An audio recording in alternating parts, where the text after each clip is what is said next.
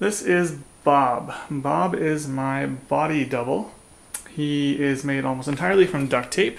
He was formed a few months ago. I had one of my roommates attach or cover my entire body in duct tape. I wore some spandex clothing underneath so that it would fit my form. And basically it's a cheap way for me to have something to work on to build the suit around. So what I'm doing right now is I'm working on the leg armor. Yesterday I attached all of the front of the leg pieces to just this stretchy spandex elastic, and that's going to basically go the length of both legs on the front and on the back. I'll show you how one of those turned out. So this allows it to stretch to the length of my leg and leave very few gaps in between, as well as each piece then is still able to compact up and kind of go concentrically into each other still. So I'll have magnets in there that will hold them in place so they're not moving all around like this, and that will allow them to compact small enough to fit inside the briefcase. So that's the front. I've got to work on the back next, and it's the same process. The only thing that's different is on where the knee joint is. I needed something that's flexible, that's going to give me some sort of movement but still look like the suit. So best solution I came up with was dryer hose. It's got the metallic look, it's flexible and comfortable enough. I guess it's the easiest solution to put right along the back there. So this is actually for the bicep. I'm using the same thing for the inside of the elbow. It gives me that flexibility and still the metallic look. And I've got to still measure the size for the back of both knees. So that's I've managed to finish the front and back of the leg armor. I'll show you what that looks like. I just want to show you the inside of one of the pieces. This is basically just the curved piece of plastic, and before painting it I glued a small 3-hole piece of Lego. There's one on the inside of each piece of armor, and that gave me something to sew onto the elastic strapping. So I had to do that with each of these pieces of armor. And the center, of course, as I explained, was the dryer hose, the silver dryer hose. So that's sewn on as well and then taped to the inside of the next piece of armor in line there. So this whole thing expands just a little bit to keep it taut and straight against my leg. And then of course the front, I haven't yet glued this onto the kneecap yet, but that's where that'll go. And then I'm working on the armor next. For each of these pieces, I've decided to shave away some of the paint so that the plastic underneath is exposed. That way when I glue it onto each one of these arms or rotating pieces, it's going to adhere much better.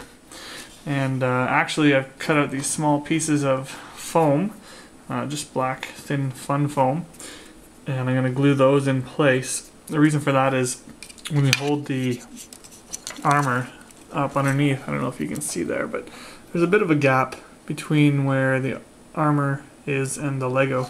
So I just want something in between that will make sure it has a good tight hold, because there's a lot of movement in these pieces. So that's what I've got going for the arm pieces. Next is the glove, and you can see the pattern there. That was just from wrapping a thin piece of duct tape around the fingers before painting.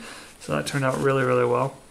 And all of these pieces go on the fingers and thumb. I've labeled them so I know which ones go where, and I'm just going to put a small amount of glue on and then slide them on. Preferably not while it's on my hand. I'll just use my hand surrogate. There you go. Nothing creepy about having a severed, bloody hand. Alright, so that's next step. To make the mask, I was originally considering doing it like I'd done all the rest of the armor, using a flat piece of plastic and my heat gun to form it.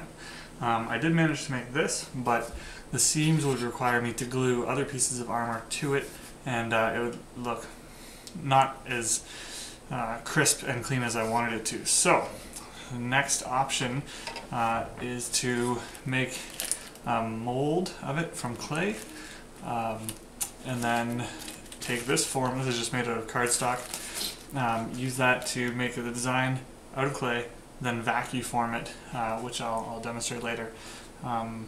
So that's what I'm going to try now. In order to fill up the inside of the mask, however, because I don't want to make the entire thing from clay, it'd be way too expensive, I've got this thick cardboard that I'm going to cut into pieces and layer until I get the height I need for the mask. I've taken all the cardboard and cut it down so that the cardstock can fit over top.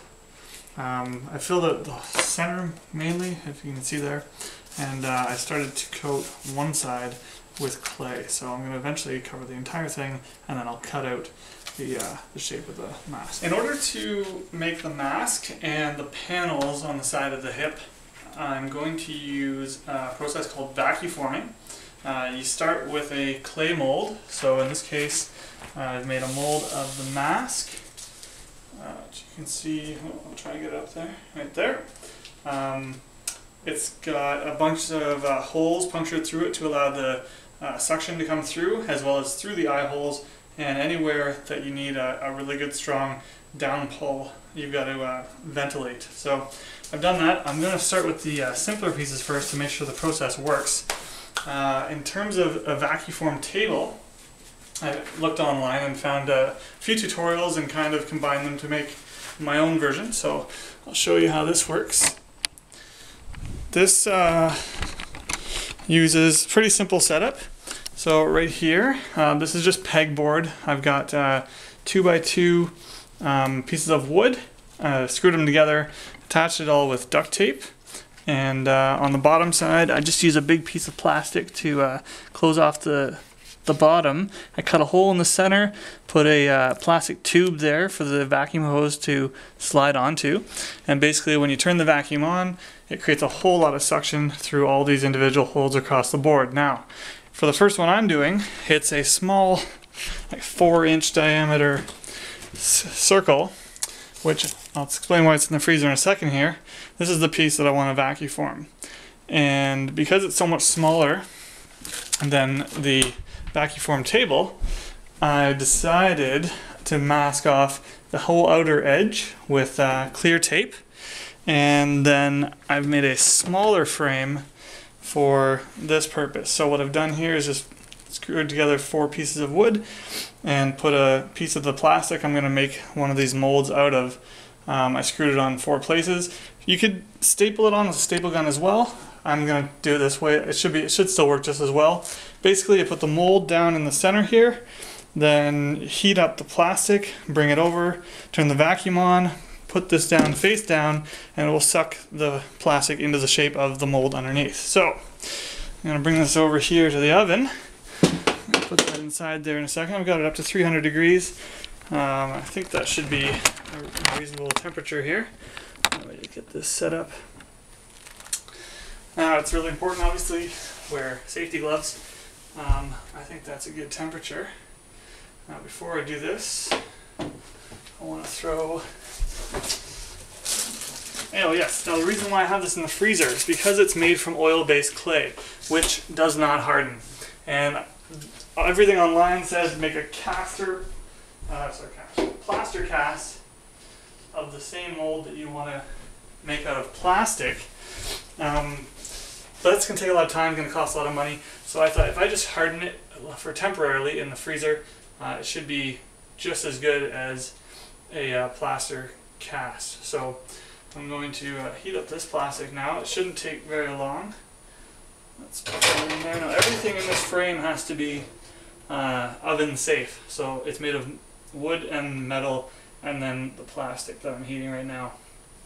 I've just got it on a broil, so it's a top burner only, and it should cause the center of the plastic to bow. So it's going to bow upwards first, and then once it's heated and soft, it's going to bow inwards.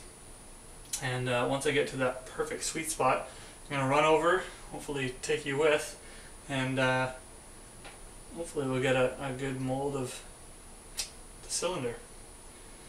So just waiting a few minutes here.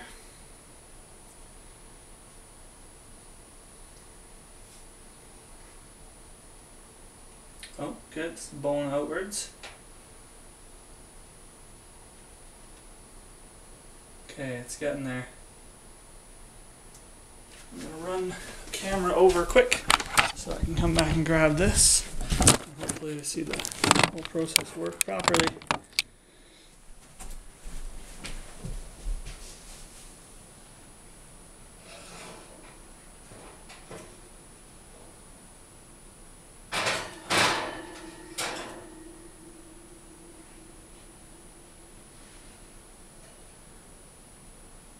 Kind of bowed more on one side right now, so I'm just trying to even it out. I'm not sure if it's entirely hot enough yet. Oh, it's getting better. Alright, let's give it a try.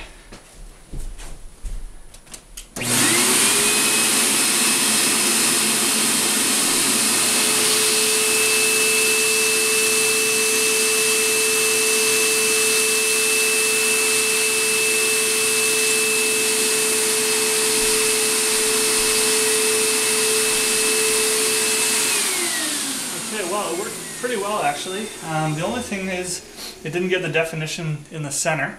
So the way you can fix that is with a heat gun, which I'll go over here.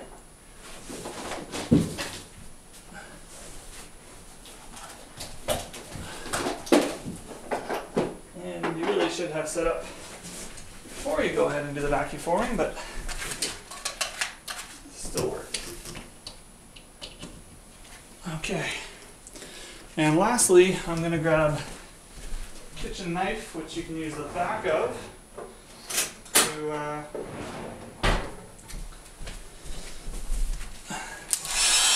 just carve in some of the detail here. So just a little bit on top, turn the vacuum back on.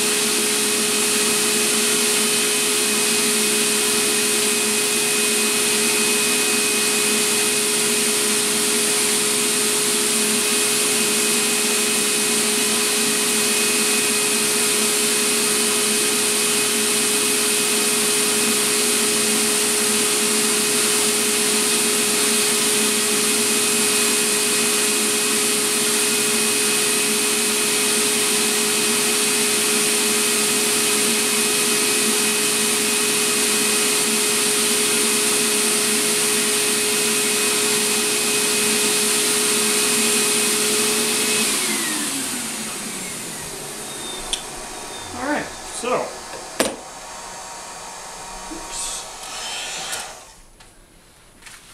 that's pretty much as good as it's going to get.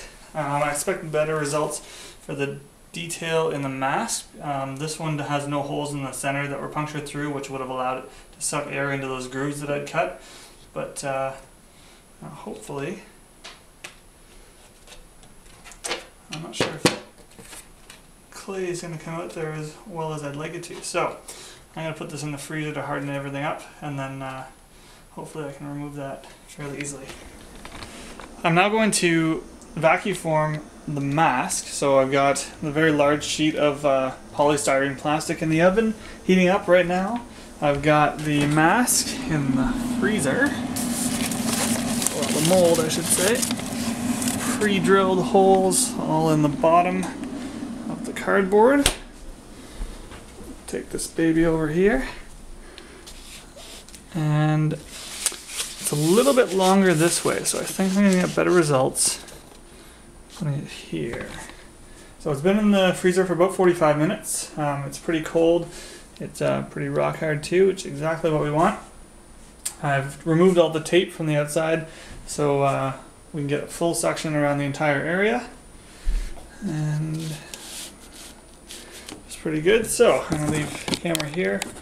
We go back, watch the plastic, and then I'll come over here and hopefully only have to do this once. I'm running out of plastic.